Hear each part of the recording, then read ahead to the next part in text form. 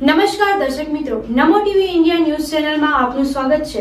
આપની સાથે હું છું દેવાંશી પંડ્યા। તો દર્શક મિત્રો, આવો જોઈએ આજના સમાચાર। બ્રહ્મ સમાજ દ્વારા ગાંધીધામના સામાજિક અને રાજકીય ક્ષેત્રે સક્રિય યુવા આગેવાન સ્વ દીપેશ અશ્વિનભાઈ ત્રિપાઠી ભટ્ટની આત્મહત્યા મામલે દોષિતો સામે કડક અને તાત્કાલિક કાર્યવાહી કરવાની માંગ સાથે રાજ્યના ગૃહમંત્રીશ્રીને આવેદનપત્ર પૂર્વ કચ્છ એસપી મારફતે આપવામાં આવ્યું હતું।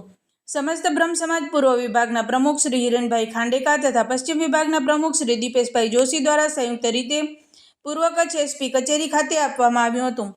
ब्रह्म समाज द्वारा तमाम आरोपीओनी तात्कालिक धरपकड़ करवामां आवे अने सीटनी रचना करवामां आवे एवी मांग करी हती।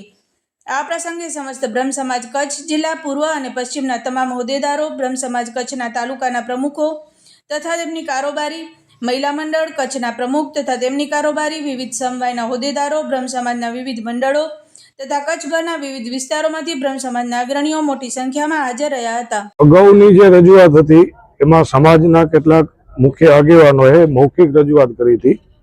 આજે સમાજના સમગ્ર જિલ્લાભરના આગેવાનો સાથે મળી અને લેખિતમાં રજૂઆત કરી છે કે સ્વર્ગસ્થ દીપેશને જે પગલું ભરવું પડ્યું અને એ પગલું ભરવા માટે મજબૂર કરનાર એ તમામ આરોપીઓ ઝડપી પકડાય, નિષ્પક્ષ તપાસ થાય અને તમામ ઉપર કડક કાર્યવાહીની અમલવારી થાય એવી સાહેબશ્રીને રજૂઆત કરી છે।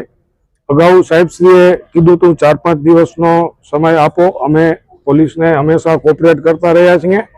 આજે રજૂઆત સાથે જણાવ્યું છે કે આગામી દિવસોમાં જો આ આરોપીઓ વિરુદ્ધ જો કોઈ કાર્યવાહી થતી નથી તો બ્રહ્મ સમાજ રાજવ્યાપી આના માટે લડત કરશે અને જરૂર પડે એવા તમામ આંદોલનો માટે સમસ્ત સમાજ ગુજરાતભરમાંથી સાથે જોડાઈ અને ફરી કોઈ સમાજનો દીપેશ આવું પગલું ન ભરે અને ફરી કોઈ પરિવારનો આધારસ્તંભ પરિવાર ન ગુમાવે તો સમાજના લોકોને પણ હું અહીંથી અપીલ કરીશ કે આવા યુવાનો જ્યારે આ રીતે વ્યાજના વિષ ચક્રમાં ફસાઈ જાય છે તો મુક્ત મને પરિવારના મોવડીઓને, સમાજના આગેવાનોને કે પોતાના મિત્રોને પણ એની રજૂઆત કરે કે આ રીતે હું ફસાણો છું અને આવું પગલું ભરી અને પરિવારને પણ મુશ્કેલી વેઠવવી પડે છે, પરિવારને પણ અનેક તકલીફો વેઠવી પડે છે।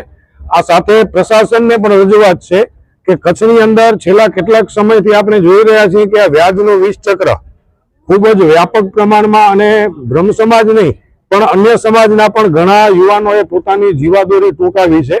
તો ખરેખર આ વ્યાજનો ધંધો કરનારા લોકો જે છે એ વ્યાજવટાનો ધીરધારનો લાયસન્સ ધરાવે છે કે નહીં અને લાયસન્સ ધરાવીને જો આ ધંધો કરે છે તો એના નીતિ નિયમો મુજબ વ્યાજ વસૂલે છે કે નહીં, આ એક યક્ષ પ્રશ્ન અત્યારે કચ્છમાં આપણે જોઈ રહ્યા છીએ। સમગ્ર કચ્છમાં, માત્ર પૂર્વ કચ્છની વાત નથી પણ સમગ્ર કચ્છમાં આ સમસ્યાના કારણે અનેક યુવાનો ભોગ બને છે।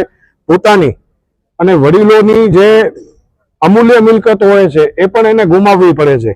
તો એના માટે પણ પ્રશાસન યોગ્ય કદમ ઉઠાવી અને જે બિન અનધિકૃત રીતે વ્યાજનો ધંધો કરી રહ્યા છે એના ઉપર પણ રોક લાગે એવી સમસ્ત બ્રહ્મ સમાજ વતી અમે માંગ મૂકી છે। દર્શક મિત્રો, આ હતા આજના સમાચાર। ફરી મળીશું નવા સમાચારો સાથે। ત્યાં સુધી રજા આપશો। નમસ્કાર।